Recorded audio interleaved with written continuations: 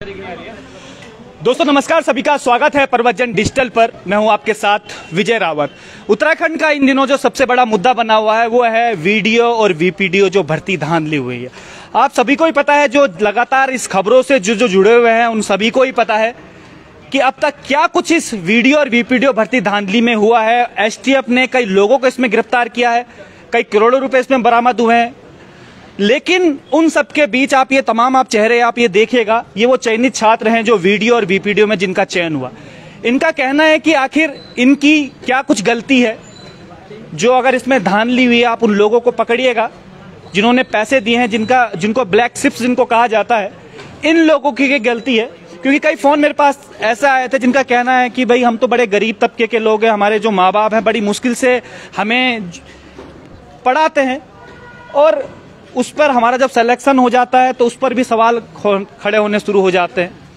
तो आखिर इनको सिलेक्शन जिन बच्चों को हुआ है उनका डीवी कब तक होगा। इनको ये भी डर है कि ये भर्ती कैंसिल तो कहीं नहीं हो जाएगी। तो तमाम ये आप ये देखिएगा डरे समय ये चेहरे जो हैं। आपका क्या नाम है भाई? सर मेरा नाम प्रवीण असवाल है। सर प्रवीण, क्या कुछ है ये पूरा मामला? क्योंकि अभी जो प्रक्रिया चल रही है, कई लोग इसमें पकड़े गए, भर्ती धांधली भी इसमें हुई है, ब्लैक शिप्स भी कहा जा रहा है। कहीं डर आप लोगों को भी होगा कि ये भर्ती कैंसिल ना हो जाए? सर डरे हुए हैं, बिल्कुल हताश हैं और तैयारियों में दिन रात लगे थे और डीवी हो गई है, नौकरी बहुत पास में थी। और हर दिन जो है, जब हम लोग हर दिन जो है न्यूज़पेपर देखते हैं तो वहाँ की जो रिपोर्टें होती हैं, उनकी रिपोर्ट को हम देखते हैं तो हम डर जाते हैं। सर जैसा कि आपने देखा होगा कि जो है हमारे चेयरमैन सर ने नैतिकता के आधार पर जो है उन्होंने इस्तीफा दिया। नैतिकता की बात हर जगह हो रही है। नैतिकता के आधार पर जब चेयरमैन सर ने जो है अपना इस्तीफा दिया, वैसे ही बात सर जो अगर नैतिकता की बात की जाए तो आजकल जो प्रिंट मीडिया है, थोड़ा नैतिकता वहां से मुझे कम दिखाई देती है। जब भी जो है हम एक तरफ जो है बयान सुनते हैं, एसटीएफ का बयान सुनते हैं, एक तरफ हम प्रिंट मीडिया को देखते हैं, तो दोनों में हमें कहीं ना कहीं एक अंतर दिखाई देता है। एक तरफ प्रिंट मीडिया की खबर की बात अगर हम देखें, जिनकी पहुंच जो है जन जन तक है, वो ऐसी रिपोर्ट छापते हैं कि जिनका मेल मिलाप जो है कहीं भी एसटीएफ की रिपोर्ट के साथ में नहीं होता है। एसटीएफ के जो है एसएसपी अजय सर ने जो है कुछ दिनों पहले कहा कि भाई, जब उनसे मीडिया वालों ने पूछा कि आपके जो है क्या 500 लोग पकड़े गए हैं, तो जो है प्रिंट मीडिया 500 डाल रहे हैं और एसटीएफ सर कह रहे हैं कि अभी तक हमने कोई इस तरीके की जो है आधिकारिक तौर पे पुष्टि नहीं की है। तो सर यही है कि हम लोग जो है पहले से ही परेशान हैं, हताश हैं, और आप लोग जो है लगातार ऐसी खबरें डाल रहे हैं जिनका कोई सोर्स पता नहीं है। अखबारों में आता छपा हुआ सूत्रों के हवाले से, ये सूत्र कौन से हैं, हम इन सूत्रों को तो पता भी नहीं कर पा रहे हैं। आप क्यों परेशान हो रहे हैं? क्योंकि अभी तक ऑफिशियल तो कहीं से बाइट नहीं आई ना कि भाई आप लोगों की भर्ती कैंसिल होगी, इस प्रकार की तो कोई बाइट नहीं है। तो आप लोग परेशान किस वजह से? सर परेशान क्यों ना हो सर, हम अखबार पढ़ते हैं, वहाँ पे जब छप के आएगा और एसटीएफ की कोई एक जो है, क्योंकि अखबार हर कोई पढ़ता है, मोहल्ले वाला पढ़ता है, पिताजी पढ़ते हैं, माताजी पढ़ते हैं, कोचिंग वाले पढ़ते हैं। जो पढ़ते हैं तो बोलते हैं हाँ तेरा एग्जाम तो बहुत बिल्कुल धांधली चली थी, क्या हो रहा है तेरा है। पड़ोस वाले जलते हैं, हर कोई जलता है सर, ये बात तो आपको ही पता है।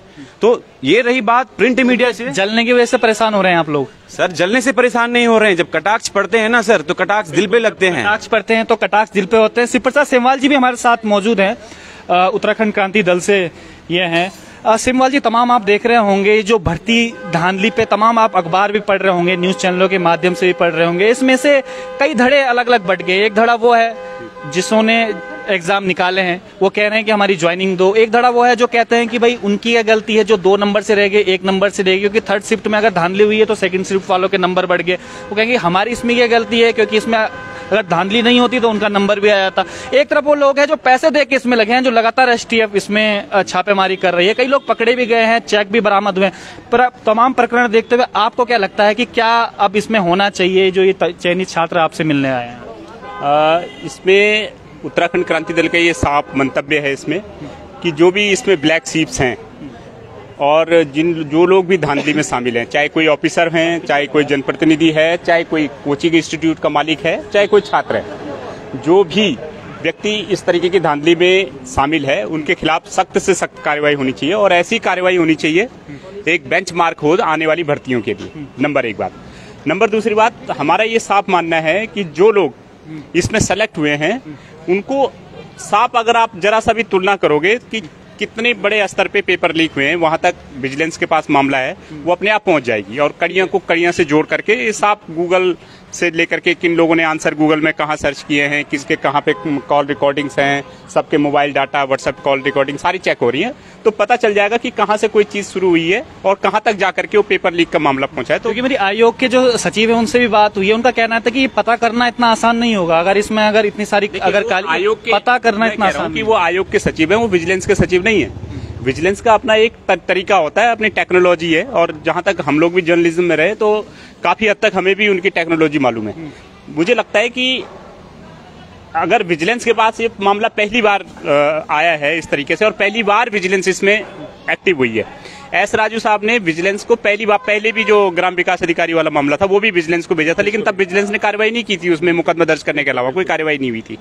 कई बार उनको रिमाइंडर भेजे गए, कई बार कार्रवाई हुई। हमारा ये मानना है, मतलब एक प्रथम दृष्टया साफ पता चलता है कि अगर इसमें एस राजू शामिल होते या सुनील बडोनी शामिल होते तो कभी भी अपने डिपार्टमेंट के खिलाफ वो जांच के लिए विजिलेंस को रिमाइंडर नहीं भेजते, कार्रवाई करने के लिए। किसी भी जांच एजेंसी को कोई क्यों खुद भेजना चाहेगा, और एक बार पत्र लिख देगा तो रिमाइंडर क्यों भेजेगा। तो मुझे ये लगता है कि इसमें जो धांधलेबाजी में जो शामिल हैं, जैसे कि आउटसोर्सिंग एजेंसियां हो गई, प्रिंटिंग प्रेस वाले लोग हो गए, या पूर्व में जो कर्मचारी वहां पे कार्यरत रहे वो आज की डेट में प्रिंटिंग प्रेस में काम करने के लिए चले गए, और कहीं ना कहीं जो धांधली कराने वाले लोग हैं उनका जो मैकेनिज्म है वो ये जो विभागीय लोग थे, अब एस राजू हो गया या सुनील बडोनी, ये संतोष बडोनी है, ये विभागीय लोगों से इनकी जानकारी और इनकी टेक्नोलॉजी से कहीं ऊपर के लोग हैं, उनसे कई एडवांस है। तो इसमें ये किया जा सकता है, हाँ पहले भी और आगे भी किया जाना चाहिए कि इस टेक्नोलॉजी को और अधिक एडवांस किया जाए, कि ताकि किसी तरीके से भर्तियों में धांधलीबाजी ना हो। इसको एडवांस करने की जरूरत है। दूसरी बात है कि जो लोग ऑलरेडी सेलेक्ट हो गए, इसमें लोग कह रहे होंगे कि कई सारे लोग जो है पैसे देके निकले हैं, 15 लाख रुपए देके निकले हैं, 20 लाख। प्रूफ हुआ है, एसटीएफ ने इसको प्रूफ किया है, प्रूफ किया है। उसमें उन लोगों के खिलाफ सख्त कार्रवाई होनी चाहिए। लेकिन इसमें कई सारे ऐसे भी लोग होंगे कि जो 3-3 बार निकले हैं, तो उन्होंने ऐसा तो नहीं कि हर बार जो है 20-20 लाख रुपए, 15-15 लाख रुपए दे रहे हो और हर भर्ती में दे रहे हो और हर भर्ती में निकल रहे हो। तो ऐसे लोग जो इनोसेंट लोग हैं उनके लिए भी विजिलेंस को भी और सरकार को भी इस बारे में सोचना चाहिए। और उत्तराखंड क्रांति दल की सरकार से ये मांग भी है कि किसी तरीके के प्रेशर में आए बिना, क्योंकि हर कोई आदमी भावनात्मक रूप से सोचता है। कोई बोलता है एस राजू को टांग दो, कोई कहता है संतोष बडोनी को बर्खास्त कर दो। भावनात्मक रूप से सोचने के बजाय इसमें टेक्निकली और विजिलेंस को अपनी टेक्नोलॉजी के हिसाब से जांच करनी चाहिए। जितने भी लोग शामिल हैं उनके खिलाफ इतनी कड़ी कार्रवाई होनी चाहिए कि बेंचमार्क हो दूसरे स्टेट के लिए भी। और जो लोग भर्ती कैंसिल करने के बारे में आपका क्या है, क्योंकि इसमें कई छात्र ऐसे हैं जो मेहनत से अपनी निकले हैं, तो उनका कहना है तमाम आप छात्र देखिएगा, आप ये चेहरे आप ये देख लीजिएगा एक बार। देखिए, अगर 100 भर्तियां हुई, अगर मैंने मान लीजिए कि 100 पद हैं, तो अपने आप में एक ऑल ओवर स्टैंडर्ड लेवल पे, ऑल इंडिया स्तर पे भी एक क्राइटेरिया सेट होगा कि भाई अगर इतने % भर्तियों में खुलासा होता है कि इतने % लोग जो हैं गलत ढंग से भर्ती हुए हैं। जैसे सपोज मैं अगर एक बात मान लूं कि 100 भर्तियां, 100 पद हैं, इसका पैमाना मतलब आप कह रहे हैं कि इसका पैमाना होना चाहिए। जैसे मैं अपनी ओर से बोलूं कि 100 पद हैं, अगर 100 में से केवल 10 आपका निकलता है कि यार ये भर्ती है, या 5 निकलता है कि ये फर्जी भर्ती है, तो जाहिर सी बात है कि भर्ती कैंसिल नहीं होनी चाहिए। और अगर आपको लगता है कि 70 लोग जो है फर्जी भर्ती है, तो कैंसिल हो जाना चाहिए। एक क्राइटेरिया फिक्स हो कि अगर इतने % आपके फर्जी भर्ती निकल रहे हैं या सस्पेक्टेड है तो भर्ती कैंसिल करो, और इतने % है तो फिर भर्ती कैंसिल न किया जाए। क्योंकि एक तो जो लोग हैं वो ओवर एज हो जाएंगे तब तक, दूसरा भर्ती कराने में भी अपने आप में पूरा सिस्टम इन्वॉल्व होता है, खर्चा होता है, तमाम चीजें होती हैं, और लोगों का भविष्य भी दांव पे लगता है। और क्या पता जो अभी मेन स्ट्रीम में हो, करंट लाइन में हो पढ़ाई की, वो बाद में ना रह पाए।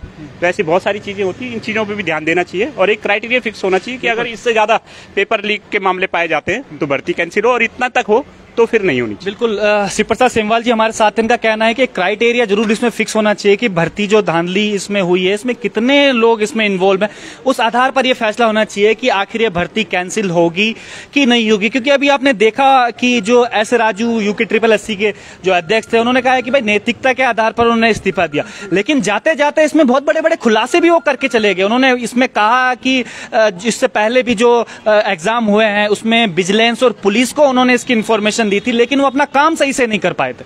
तो सबसे बड़ा सवाल ये प्रशासन पे भी उठता है कि जब अधिकारी शिकायत करते हैं तो क्यों उसको संज्ञान नहीं लिया जाता उस बात का, और क्यों उस पर पैरवी उस पर ढंग से नहीं की जाती। क्योंकि ये एस राजू जी का कहना है जब उन्होंने इस्तीफा दिया था, और उसमें पिस जाते हैं ऐसे चयनित छात्र। आप एक देखिएगा ये कितने परेशान हैं इस समय, क्योंकि भर्ती कैंसिल होने की जो तलवार है वो इनके सर पर लटक रही है, क्योंकि समाज को भी जवाब देना पड़ता है। इन्होंने प्रेस कॉन्फ्रेंस भी इस पे पहले करी थी। इनसे ही हम लोग कुछ जान लेते हैं। लेकिन कुछ लोगों का ये भी कहना है कि भाई अगर आप लोग मेहनती हैं तो दोबारा आप एग्जाम निकाल लीजिए।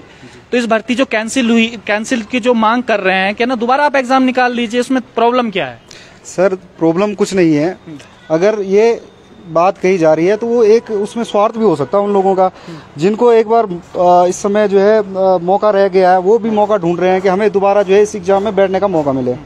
ठीक है। और दूसरी चीज़ ये है कि ऐसा नहीं है कि हम जो है 1 साल 1 महीने से पढ़ के जो है ना इस भर्ती को दे रहे हैं। हमारा जो है बहुत संघर्ष है इस चीज़ पे। ठीक है। 5 साल 6 साल लग जाते हैं किसी बच्चे को तैयार होने में भर्ती के लिए।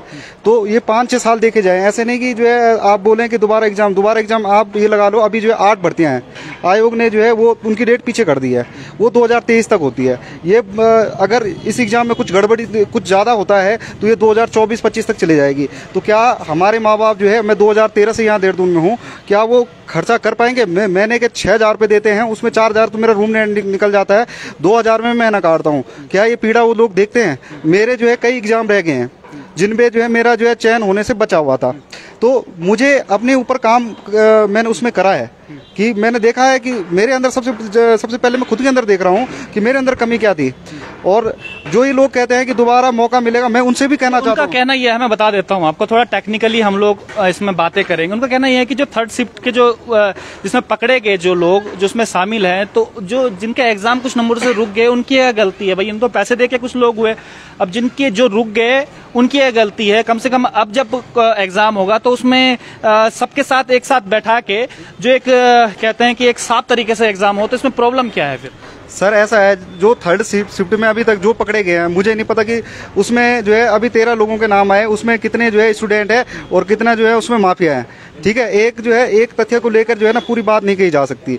मुझे लगता है जहां तक वो बात कर रहे हैं, जो 1-2 नंबर से रहे हुए हैं, उन्हें वेटिंग में जो है उनका हक मिल जाएगा। अगर उससे नीचे वाले लोग हैं तो अभी आने वाले एग्जाम है उसमें भी वो तैयारी करके निकल सकते हैं।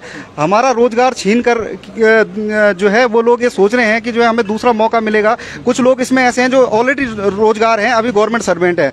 कुछ लोग ऐसे हैं जो अपना इंस्टीट्यूट चला रहे हैं। उन लोगों से मैं कहना चाहता हूं कि तुम्हारा तो एक रोजगार बना हुआ है, तुम 2024, 25, 26 तक बैठ जाओगे। पर हम लोग जो है ना, जो अभी पीक पॉइंट में हमारी तैयारी है, हम लोग नहीं बैठ पाएंगे। हमें जो है कल के दिन कुछ भी हो सकता है, हमारा हालात ऐसे भी हो सकते हैं कि हम जो है कहीं पे पत्थर फाड़ लें, कुछ भी कर लें।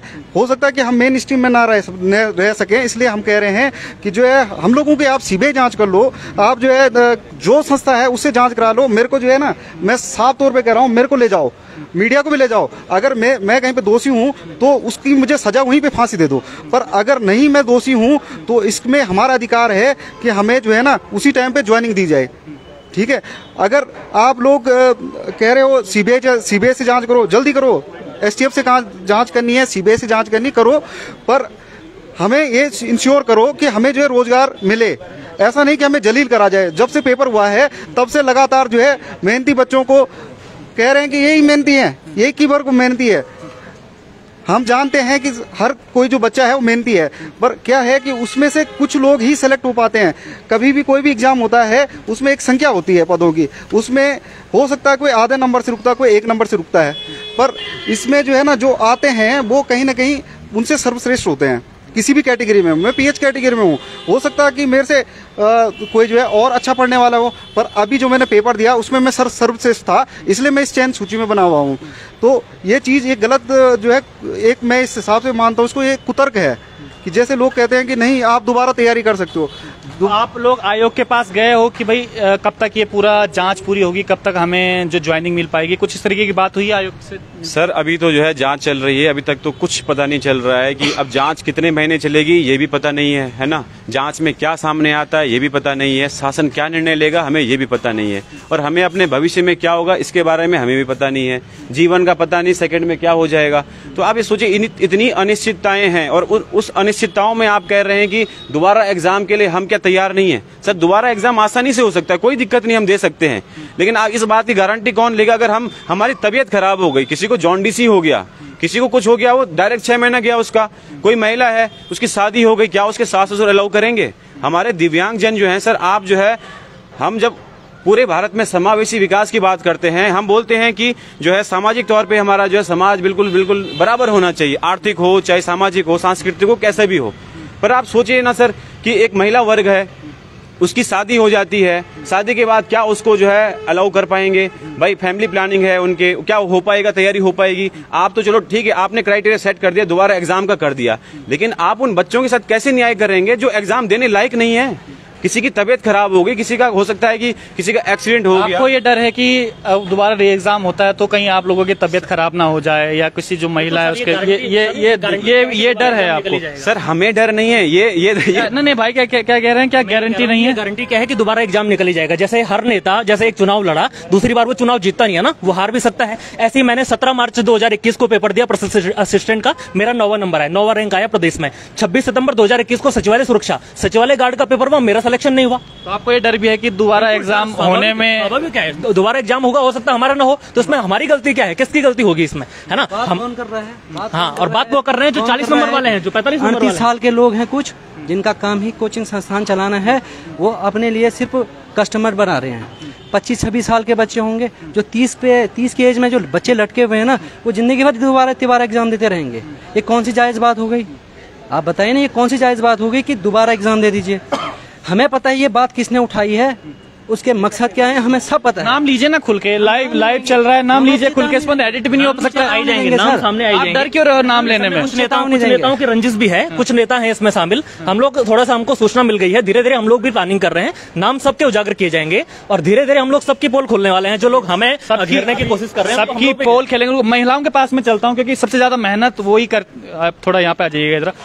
आपका क्या कुछ कहना है? शादी होगी आपकी अभी? हाँ जी, हाँ जी। घर वाले क्या कह रहे हैं अब? घर वाले तो सबके ही घर वाले एक ही बात कह रहे हैं, ज्वाइनिंग कब होगी। बाकी इसके सिवाय आपको तो उनको बताया नहीं कि क्या क्या कुछ लोग पकड़े जा रहे हैं, 15-15 लाख दे के कुछ लोग आए हैं, एसटीएफ ने सब कुछ? सर सब कुछ को पता है, लेकिन उन्हें ये भी पता है कि मैं 15 लाख दे के नहीं आई हुई हूँ, तो फिर मैं तो वो तो मेरे लिए बात करेंगे ना, उन्हें क्या लेना देना है। बाकी अदर जो 15 लाख 20 लाख, चाहे वो 1 करोड़ दे के भी आया है, तो उससे हमारा कोई लेना देना नहीं है। उससे उसी व्यक्ति का लेना, जिसने लिया होगा वो टेंशन लेगा, हम क्यों टेंशन लें? इसीलिए हम तो अपनी ज्वाइनिंग चाहेंगे ना सर। तो आयोग वगैरह गए हो आप लोग, पूछा उनसे? नहीं सर, आयोग वगैरह हम नहीं, एक बार ही हम गए, हमें एस राजू सर मिले नहीं। आपको ऐसा क्यों लग रहा है कि भर्ती कैंसिल हुई? भर्ती कैंसिल की तो अभी तक नहीं आयोग की तरफ से कुछ आया है, नहीं विजिलेंस की तरफ से कुछ आया है कि ये भर्ती कैंसिल होगी। आप लोगों को डर किस बात का है? सर हमें तो डर है ही नहीं, हम तो आज भी हम यहाँ सिर्फ इसीलिए आए हैं। क्यों नहीं है? प्रेस कॉन्फ्रेंस आप लोगों ने करी, आप सबके सब यहाँ पे इकट्ठे हैं, तो डर है क्या? मैं ये थोड़ा जानना चाह रहा हूँ। एक्चुअल में सर डर तो मुझे पर्सनली, मैं अपनी बात करूँ तो हमें किस बात का डर है? हमारे पास तो अचीव करने के लिए, हमारे पास पाने के लिए बहुत कुछ है।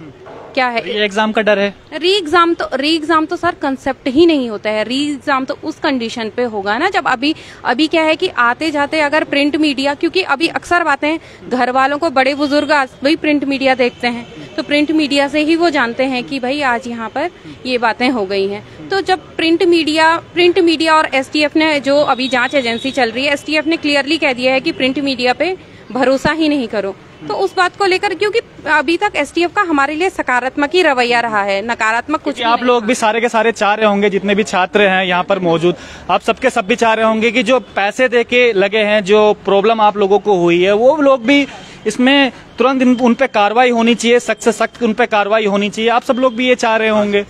सर ये एक थोड़ा सा पुराने सवाल पे आना चाहूंगा वापस से ना। आपने कहा कि दोबारा एग्जाम जो है जो होना चाहिए, सर इसमें आपने कहा था ना कि मतलब आपको इस बात का डर है कि फेल हो रहे हैं। सर फेल होने का डर नहीं है सर, क्योंकि देखिए मैं लाइव इस समय चल रहा हूँ, कई लोग ऐसे कमेंट कर रहे हैं कि भाई आप लोगों को डर किस बात का है, दोबारा एग्जाम दीजिए ना जो उसमें है, क्योंकि ये लाइव में कमेंट आ रहे हैं सारे के सारे।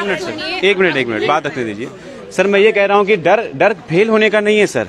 मैं ये कह रहा हूँ कि जब आप, चलो ठीक है आपने बोला कि रद्द कर दो, चलो कर दो, कोई दिक्कत नहीं, पर आप ये बताइए ना सर कि उस बच्चे के साथ क्या न्याय होगा जो एक ऐसे वर्ग से है, जो दिव्यांग वर्ग से है, जिसने सर एक दिव्यांग, अगर जो एक व्यक्ति दिव्यांग है ना सर, सबसे पहले जब सदघटना होती है तो वो उस घटना को जिंदगी भर कभी भुला नहीं पाता है। वो अपनी फिजिकल लिमिटेशन के बाहर जाके तैयारी करता है, तैयारी करने के बाद आज जब एग्जाम में निकला हुआ है, वो बहुत मतलब अपनी फिजिकल लिमिटेशन के बाद उस एग्जाम में बैठता है। आज जब फिर से वो एक मेंटल टॉर्चर झेल रहा है, सर क्या वो दोबारा एग्जाम में बैठ पाएगा सर? तो बिल्कुल कहीं ना कहीं ये जो गलती है, ये शासन प्रशासन की गलती मैं इसको मानता हूँ, जो लगातार शासन प्रशासन लगातार जो धांधली हो रही है उसे पकड़ने का काम जो है शासन प्रशासन का है, और शासन प्रशासन जो जीरो टॉलरेंस की सरकार है वो इसमें फेल हुए। इसी तरीके से मैं उंगली शासन प्रशासन पर करता हूं। आप बताइए सर, उस बंदे की गारंटी कौन लेगा सर एग्जाम की? दूसरी, अगर हमारी कोई बहन है, वो मतलब गर्भावस्था में है सर, वो एग्जाम की तैयारी कैसे करेगी? कोई बंदा है मेंटल तौर से बहुत परेशान हो गया है, तो उस बंदे की गारंटी कोई कैसे ले सकता है कि ये दोबारा एग्जाम में बैठेगा? जब किसी का विश्वास उठ गया है परीक्षा से, किसी का विश्वास उठ गया है तैयारियों से, उस बंदे का एग्जाम कौन लेगा? उसकी गारंटी कौन लेगा? मैं इस बात से चिंतित हूँ। बाकी कोई फेल होने से कोई नहीं डर रहा है सर। जिस बंदे ने 8 एग्जाम निकाल रखे, एक एग्जाम और निकाल देगा। पर दिक्कत यहाँ पे ये है कि जो बंदा इस कंडीशन में नहीं, एग्जाम देने की कंडीशन में, उसको उसकी मेहनत का प्रतिफल क्या मिलेगा?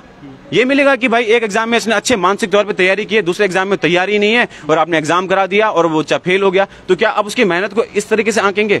तो सर यही है कि मानदंड ऐसे तैयार नहीं हो सकता है। तैयार हो सकता है, ठीक है, जहां तक बच्चे के बारे में क्या कहना है जो लगातार लोग पकड़े जा रहे हैं, क्योंकि एसटीएफ लगातार छापे मार, इसके बारे में क्या कहना है? सर बहुत ही अच्छा संदेश है। वो संदेश ये है, जो बच्चे पकड़े जा रहे हैं, जो नकल माफिया पकड़े जा रहे हैं, उनके विरोध में हम शुरुआत से हैं। जो बच्चे पकड़े जा रहे हैं, कोई हमारे संपर्क वाला बंदा नहीं है। पहली बात तो ये है, वो पता नहीं कौन से बंदे हैं, जितना पैसा उनसे निकलता है वो लोग हैं, एसटीएफ ने इसको साबित किया है। उसमें तो है, जो उनसे पैसा रिकवरी हो रहा है वो पैसा, जो नकल माफिया का रिकवरी हो रहा है वो पैसा, प्लस मैं सजेशन देना चाहूंगा, नकल माफिया की पूरी संपत्ति कुर्क की जाए, बेची जाए, और जिन्होंने 15 लाख दिए हैं ना सर, उनकी भी बेची जाए, क्योंकि उन्होंने हमारे साथ खिलवाड़ किया है। आज हमें अपने भाइयों का दुश्मन बनाया है। अगर आप कह रहे हैं ना कि बॉय पंवार जो है आज की डेट में, बॉय पंवार वो भी कहीं ना कहीं पहले जो है बेरोजगारों की बात उठाते थे। आज क्यों? जब उन्होंने सिर्फ उनका एक रास्ता गलत है कि दोबारा पेपर रद्द होना चाहिए। आपको लग रहा होगा ना कि रास्ता गलत है क्योंकि आप सेलेक्ट हो चुके हैं। सर सेलेक्ट वाली बात नहीं है। अब आप ये बताइए सर, जब से राज्य बना हुआ है सर, जब से राज्य बना तब से आप भर्ती कैंसिल करते रहोगे? आप जो देखो ना सर, पिछले जो है आपका वीडियो एग्जाम वो उसमें पकड़ा गया, वो कैंसिल हो गया, और फॉरेस्ट गार्ड भर्ती थी और हाई कोर्ट वाली भर्ती थी, बहुत सारे एग्जाम हुए। तो क्या हमारे पास रद्द ही सॉल्यूशन रह जाएगा? अगर रद्द ही सॉल्यूशन है तो एग्जाम फिर करवा क्यों रहे हैं भाई? बीच का रास्ता आपको निकालना पड़ेगा ना, कि बीच का रास्ता कौन सा, कि भाई जो पकड़े जा रहे हैं उनकी संपत्ति कुड़क करो, एक जो है आपका नकल वाला जो कानून है वो निकालो, और उनकी संपत्ति जो कुड़क की जा रही है वो सर वो पैसा जो है ना कहीं सरकार के फंड में नहीं आना चाहिए। वो पैसा कहाँ लगना चाहिए कि आप जो है जो एग्जाम सेंटर नहीं बना पा रहे हैं, आपको जो है संरचना जो आपका इंफ्रास्ट्रक्चर बनेगा, एग्जामों के लिए इंफ्रास्ट्रक्चर होना चाहिए। भाई आप 6 मंजिला एक भवन बना दो, 2 भवन बना दो ना। अगर 20 करोड़ आपका इकट्ठा हो रहा है, 2 भवन बना के एक साथ एग्जाम करवा दो। लोग ये सवाल भी पूछ रहे हैं कि जो आज तक जो भर्तियां कैंसिल हुई थी, क्या उनमें मेहनती छात्र नहीं थे? सर उसमें मेहनती छात्र थे, लेकिन सर परिवर्तन ही जो है समाज का नियम है, परिवर्तन होना चाहिए। अब पिछली बार जो भी हुआ वो हमें पता नहीं, लेकिन इस बार आप देखो ना सर, इससे पहले कभी नहीं हुआ कि जो है एक वर्ग चयनित छात्र वाला खड़ा हुआ। कब हुआ खड़ा? कभी नहीं हुआ। लेकिन इस बार हम खड़े हैं क्योंकि हम देख रहे हैं कि क्या ये चलता रहेगा, 10 साल तक चलता रहेगा। पहले हम तैयारी करेंगे, पैसा खर्च करेंगे, फिर बीच में आ जाएंगे रद्द करो। 45 नंबर वाले आज जो है धरने बैठने के लिए तैयार हैं, और जो 75-80 वाले हैं वो चुपचाप घंटी बजाते रहे। सर बताओ ना सर, आप क्या हम घंटी बजाते रहे? 75-80 नंबर वाले, क्या हम जो है सड़कों पे ना बैठे? हमारे माँ बाप बच्चे बेचारे जो है सब जो है तैयार हैं, बुजुर्ग तैयार है। अब जो है उनको नंबरों से क्यों तोल रहे हैं? हो सकता है कोई बच्चा पढ़ने में अच्छा हो, कोई तो कम हो, 35-40 नंबर, और उसका आप ऐसी बातें क्यों कर रहे हैं? सर हमें किस आधार पे तोला जा रहा है? फिर जब हमारे नंबर अच्छे हैं तो हमें फिर किस आधार पे? जब आपने देखा होगा अभी आपका चल रहा है ना, ट्रोल किया जा रहा है। क्यों ट्रोल किया जा रहा है? ट्रोल क्यों? ट्रोल तो उनको किया जा रहा है जो ब्लैक शिप्स हैं, जो पैसे देके आप अपने आप को क्यों मान रहे हो सारे के? मैंने आपके सामने तो कहा कि उनकी संपत्ति कुड़क होनी चाहिए। इससे ज्यादा आप मुझसे क्या सुनना चाहोगे? ट्रोल खुद क्यों हो रहे हैं? खुद पे क्यों बात ले रहे हैं? आप कह रहे हैं कि हम ट्रोल इसमें हो रहे हैं। जो बार बार रद्द वाला शब्द है सर, इससे हम मेंटली बहुत ही प्रेशराइज्ड हैं।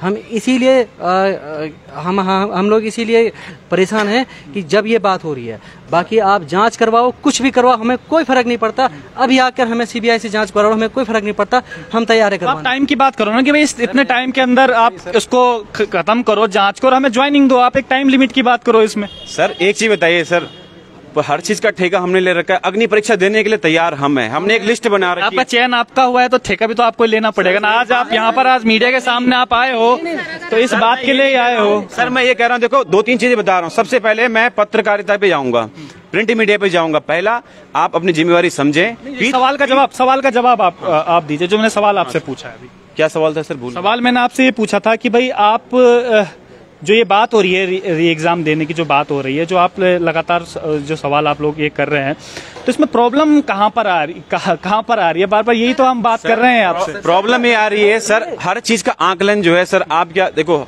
हम जो है परेशान हो रहे हैं।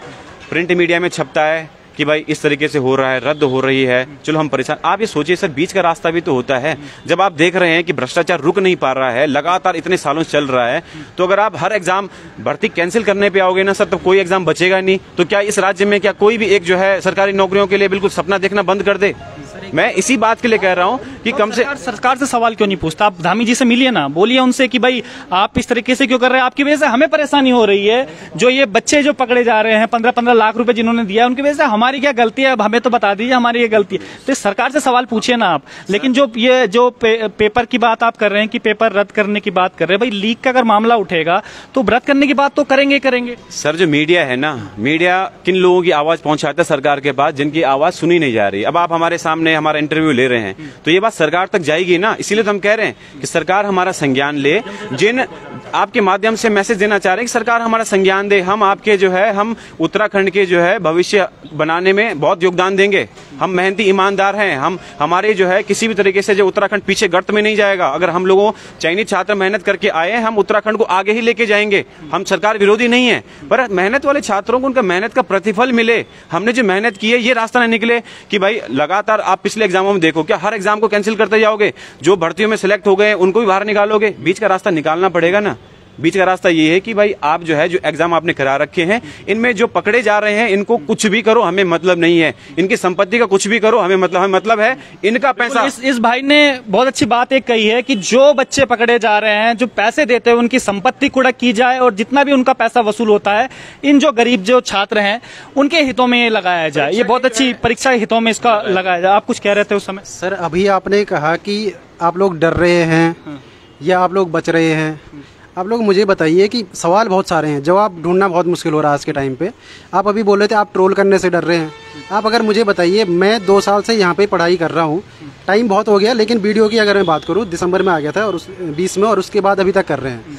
अभी आपने शुरुआत जब वीडियो बनाने की अपने न्यूज़ की करी, तो आपने 5 मिनट का एक बाइट दी थी और उसमें आवाज़ नहीं आई, ठीक है, और उसको आपको कैंसिल करना पड़ा, ठीक है। उस 5 मिनट के लिए आप परेशान हो गए कि मुझे दोबारा करने के लिए पड़ेगी वो चीज़, और हम 2 साल से लगे हैं वो चीज़, ठीक है। इसमें कौन गारंटी देगा? बता दो, बहुत अच्छी बात बोलिए। मैं बता रहा हूँ, ये प्रैक्टिकली चीज़ है सर, आपके सामने हुई है चीज़, ठीक है। हम 2 साल से कर रहे हैं, हमारे पास। लेकिन मैंने फिर भी किया ना लाइव दोबारा। मैं बता रहा हूँ, मैंने फिर भी किया ना दोबारा, क्योंकि कोई ऑप्शन नहीं था मेरे पास। आपके पास ऑप्शन नहीं था, हमारे पास ऑप्शन है ना सर। हम एक्चुअली बोल रहे हैं कि सेग्रीगेशन कैसे होगा। पाषाण काल में कोई नहीं रह रहा है आज के टाइम पे, ठीक है ना। अगर 13 लोग पकड़े जा सकते हैं तो 13 की जगह जो 30 और हैं उनको भी पकड़ा जा सकता है। दूसरी चीज़ ये है कि मेरे कुछ सवाल सभी से हैं, आपसे भी हैं, नैतिक आधार पे जो जिम्मेदारी लेना चाहते हैं उनसे भी है। पहली बात ये कि हमारा जो इतनी तैयारी में हमारी जो मनी गई, हमारा जो टाइम गया, हमारी जो रेस्पेक्ट गई, हमारा जो फ्यूचर गया, इसकी जवाबदारी कौन लेगा? और चलो सब कुछ मिल भी जाए, आप ये बताओ कि हमारा वो टाइम वापस कौन देगा? आज मेरी उम्र 32 साल पूरी हो चुकी है, ठीक है। आपको क्या लगता है कि मैं 34 साल 35 साल 40 साल तक पढ़ाई करता रहूंगा? मेरे अभी पीसीएस का, आपको ऐसा क्यों लगता है कि आपकी रिस्पेक्ट गई? मैं थोड़ा ये समझ नहीं पाया, आपको ऐसा क्यों लगता है? मैं बता रहा हूँ सर, मैं बता रहा हूँ। देखिए, आपने कहा कि रिस्पेक्ट कैसे गई मेरी। आप इनको पता है कि मैंने मेहनत की है, मेरे घर वालों को पता है मैंने मेहनत की है, मुझे पता है मैंने की है। सामने वाला क्या बोल रहा है कि यार मैं कैसे पता करूं कि मुझे कैसे लगेगा तूने पैसे नहीं दिए, ठीक है। तो अगर मैं आपको बोलूं कि मुझे कैसे पता नहीं, कि मुझे, मैं आपसे एक क्वेश्चन करूं कि मुझे कैसे पता चलेगा? खुद ही मान रहे हैं आपकी रिस्पेक्ट गई, सबको पता है, जग जाहिर है। आज आप कैमरे के सामने लाइव आप आ रहे हो तो इसका मतलब आप कहीं ना कहीं सच्चे आदमी हो, आप बिल्कुल मेहनती छात्र हो। इसीलिए हमें मेहनती होने का ना आज ये फल मिल रहा है सर, फल मिल रहा है हमें कि हमें ये काम करना पड़ रहा है। लोग ये नहीं सोच रहे कि अगर फ्रॉड होने के बाद भी ये लड़के निकले हैं तो इन्होंने किस हद पे पढ़ाई की होगी, और सरकार में अगर ये चले जाए तो किस हद तक सरकार का फायदा होगा, ये कोई नहीं देख रहा है। सब लोगों को ये लगा है कि 40 नंबर लाने के बाद कि हो जाएगा, ठीक है। तीसरी शिफ्ट की बात कर रहे हैं, मैं 81 नंबर लाके 3 नंबर पीछे फिर भी सिलेक्शन लिया, ठीक है ना। मेहनत करो ना, मेहनत का कोई तोड़ थोड़ी है। ये मेरिट है, मेरिट रबड़ की तरह नहीं खिंचती है। 100 अगर सीट है तो 100 को लिया जाएगा, 101 को नहीं लिया जाएगा, ठीक है। 100 में से अगर कोई फर्जी निकलता है तो उसको 1 को बाहर करके 101 में तब आएगा, यानी न्याय हो जाएगा उस एक के साथ में जिसने यहाँ ये किया था। लेकिन सबका ये कहना है रद्द कीजिए, रद्द कीजिए। रद्द करना अगर ऑप्शन ही होता है तो 2016 की बात है, मैंने वो वीडियो का पेपर दिया था, 92 नंबर से नीचे कहीं की मेरिट नहीं गई और 90 नंबर में खुद लेके आया था, 90 नंबर। उसके बाद मैं बाहर हुआ। आज तक मेरी ये कंडीशन है कि मैं कुछ कर नहीं पा रहा हूँ। अगर ये रद्द हो जाए, चलो ठीक है, इसको रद्द। आपने उठाई थी रद्द की मांग? सर नहीं, जब 90 नंबर से आपके, क्योंकि वो दर्द मुझे आज फिर से हो रहा है, उठानी पड़ रही है आज। फिर से हो रहा है दर्द, उठानी पड़ रही है। और आपने उस समय मांग उठाई थी कि रद्द हो? 16 का टाइम ये नहीं था, आज 16 के बाद जियो आ गया। और मेरा सवाल का जवाब नहीं दिया। 16 सर हम नहीं थे ना उस उतना सक्षम नहीं थे सर, नहीं थे उतना सक्षम, चुप हो गया, उस घूंट को पी गए हम। लेकिन आज फिर से वही कंडीशन आ गई, लेकिन हम बार बार ये नहीं करना चाहते अपने साथ में। दूसरी चीज ये है कि चलो ठीक है, वीडियो का पेपर रद्द कर दिया, इसकी कोई गारंटी नहीं दोबारा ये फेयर तरीके से हो। चलो ठीक है, फेयर तरीके से नहीं हुआ, फिर दोबारा रद्द करो। इसके बाद एसआई का पेपर होगा, जिस बंदे ने वीडियो निकाला वो रद्द होने के बाद एसआई दिया, एसआई के पेपर में गड़बड़ी हो, एसआई को रद्द करो, कांस्टेबल दो, कांस्टेबल में रद्द हुआ, उसमें निकालने के बाद गड़बड़ी लेखपाल दो। कितना पेपर आदमी देता रहेगा ये बता। इन आप लोगों का क्या मानना है? क्योंकि अभी देखो थोड़ा लॉजिकली हम लोग बातें करेंगे, अभी बीच का रास्ता ये है। आप लोगों को क्या लगता है कि अभी करीबन 13 लोग इसमें पकड़े गए हैं, कितना तक इसमें आपको लगता है कि भर्ती, अगर आपको लगता है कि कितना होनी चाहिए? नहीं, जांच का विषय था, लेकिन आपको भी लगता होगा ना इतनी बड़ी मात्रा में अगर धांधली अगर हुई है तो कम से कम। जवाब देना चाह रहा हूँ आपको। देखो सर, हमारे साथ जो है ना 916 लोग हैं। जब मैं एग्जाम की तैयारी कर रहा था, मैं मुश्किल से 1-2 को जानता हूँ। उसके बाद जब ये डीबी हुआ, उसके बाद हम लोगों की पर्ची आपस में परिचय है, ठीक है। अब उसमें मैं क्या पता लगा सकता हूँ कि ये जो है, अगर एसटीएफ ये कहती है कि इसमें 200 लोग हैं, 300 लोग हैं, 400 लोग हैं, कितने तक उसमें आपको लगता है कि अब ये टाइम आ गया कि भर्ती कैंसिल हो जानी चाहिए? अब ये सर देखो ऐसा है, बात हम लोग करेंगे। देखिए एसटीएफ तो ये भी कह सकती है कि 30-40 लोग हैं, 200-300। मैं कह रहा हूँ अगर ये होता, क्योंकि एसटीएफ कह रही है कोई अभी आंकड़ा कोई पता ही नहीं है इसमें कितने भी हो सकते हैं। एसटीएफ का ये कहना है, क्योंकि मैंने खुद जो एसटीएफ के एसएसपी उनका इंटरव्यू मैंने लिया था, उनका ये कहना है इसमें। सर ऐसा है कि जो हमें जानकारी है, जो आंकड़ा भी है एसटीएफ ने रखा हुआ, अगर इसमें ईमानदार निकलता है उसको ज्वाइनिंग मिलनी चाहिए। आपको पता है हमारी न्यायपालिका भी इस बात को मानती है कि भाई अगर 100 दोषी अगर गुनहगार साबित होते हैं तो और एक निर्दोष अगर उसमें से निकल आता है तो उस निर्दोष को उसका मिलना चाहिए। और हम तो कह रहे हैं ना, हम तो ओपनली बोल रहे हैं, हमारी जांच करवाओ, किसी भी स्तर की जांच करवाओ, हम तैयार हैं। बस आप लोगों को ज्वाइनिंग मिलनी चाहिए कुल मिला के। तो ये तमाम सर एक लास्ट हर बार जो है सर एक जो है प्रश्न उठ रहा है कि कैसे दूध और पानी को अलग किया जाए। ये सर आपने बहुत बार उठाया है, हमने आपका जो है बार बार फॉलो किया है। आपको इस प्रश्न उठाया, किसी और ने उठाया होगा हमारे चैनल पे? हाँ, जिसने भी उठाया वो सर, इस बात का मैं बिल्कुल सर जो है आपको आज स्पष्टीकरण देना चाह रहा हूँ, ताकि बार बार दूध और पानी बार बार मिक्स ना करते रहे, है ना। हमें पता ही नहीं चल पा रहा कितना पानी है। तो इस बात का सर ये है कि हम जो है डिजिटल तौर पर जब जी रहे हैं, आज की डेट में जो है हम ऐसे जो है युग में जी रहे हैं जहाँ पे डिजिटल टेक्नोलॉजी बहुत खतरनाक है। हमारे राज्य में जो है ना सर साइबर क्राइम जो है के लिए थाना बनाया गया। क्यों बनाया गया? इसीलिए तो बनाया गया है। आजकल जो है डिजिटल क्राइम को रोकने के लिए जो है सेंट्रल गवर्नमेंट पॉलिसी बना रही है, आईटी एक्ट बना रही है, हर चीज कर रही है, उपकरण भी हमारे पास हैं। आप जो है जब एक फोन का जब कॉल रिकॉर्ड रखोगे तो वो पूरी चेन बना देगा। साइबर जो है सेल वाले और एसटीएफ वाले इस चीज में जो है आपके बिल्कुल विशेषज्ञ हैं। तो विशेषज्ञों को अपना काम करने दीजिए। और जो लोग जो है विशेषज्ञ नहीं है ना, जो लोग सिर्फ जो है मुंह से बोल के जो है 500-600 बोल दे रहे हैं, आप उन पे थोड़ा मैं कहना चाह रहा हूं कि एक बार विशेषज्ञों को अपना काम करने दीजिए ना। जिस चीज में आप बिल्कुल आपको नॉलेज नहीं, गणितज्ञ क्यों बन रहे हैं वहां पे सर? तो मैं ये कह रहा हूँ कि जब दूध और पानी को काम करने का काम एसटीएफ का है ना, वो कर तो रहा है। जब एसटीएफ की जांच पे आप बहुत खुश हो जाते हैं, काली भेड़ पकड़ी गई, तब तो आप बहुत खुश होते हैं। लेकिन जब एसटीएफ बिल्कुल सच्चाई बता रहा है तो आप वहां हर बार प्रश्न चिन्ह क्यों लगा रहे हैं? क्या आपको अपनी एसटीएफ पे गर्व नहीं है? क्या एसटीएफ की जांच पे आपको जो है बिल्कुल शक हो रहा है क्या? भाई एसटीएफ की जांच आने तो दो, वो बता तो रहा है। एसटीएफ वाले सर बता रहे हैं चिल्ला के कि हम जो है बिल्कुल जड़ तक पहुंचेंगे, लेकिन जड़ से पहुंचने से पहले ही आप बोल दे रहे हो रद्द करो। भाई वो सीमित बता तो रहा, चिन्हित कर तो रहा है। वो लोग जो रद्द की मांग उठा रहे हैं, नाम क्यों नहीं लेते आप लोग खुल के उनका? सर नाम लेना, मैं नाम जैसे लोग नाम लेने से क्यों बचता? आप बताइए ना कौन कौन है वो? हम छात्र हैं सर, हम राजनीति। कोई नेता है, कोई अभिनेता है, कौन है वो? सर नेता अभिनेता की हम बात बिल्कुल नहीं करें, क्योंकि हमें राजनीति में नहीं आना, हमें नौकरी चाहिए। अगर मैं राजनीति में आता ना, मैं बिल्कुल क्लियर कट आपको नाम बताता, या जिस दिन मैं राजनीति में आऊंगा मैं आपको उसी दिन नाम बताऊंगा। मैं अभी एज ए स्टूडेंट बात कर रहा हूं कि दूध और पानी को कैसे अलग किया जाए, क्योंकि हम आजकल के युग में जीने वाले स्टूडेंट हैं और हमें पता है आपके मोबाइल में हर चीज पता होती है, सबको फंक्शन क्या है। अब जब अपने मोबाइल के फंक्शन हमें पता है तो एसटीएफ को कार्य करने की जो है जो एसओपी है उसको पता है कैसे काम करना है। वो गणितज्ञ हैं, विशेषज्ञ हैं।